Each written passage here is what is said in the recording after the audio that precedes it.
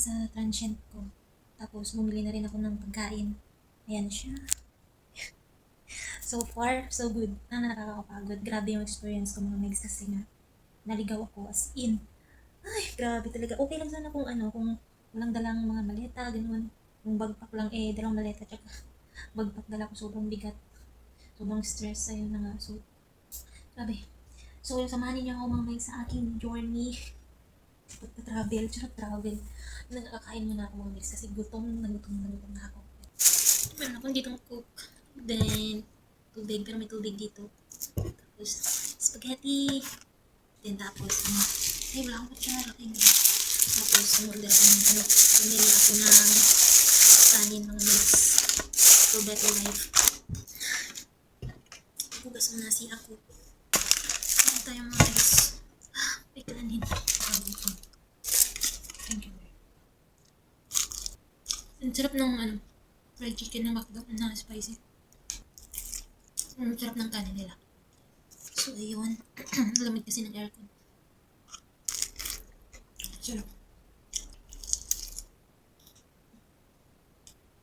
Ang sarap. Oh. Coca-Cola.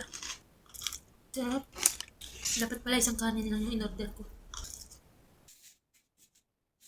Good morning, mga mags. So, alis ako dito mga 8. Kakain muna ako kasi nga may time pa.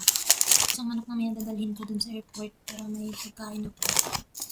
Yun na lang. Kainin ko muna ito, sayang. That's it mga mags. So yung flight ko, nasa 10 PM pa lang gabi. Umaga tayo mag-check out kasi 12 hours lang yung kinuha ko. 7:50 tayo labas. Kasi 8 yung check out. Tapos mag-taxi na lang ako. Mahirap pag sa bus ako masakay kasi dalawa yung maleta ko. May backpack pa ako.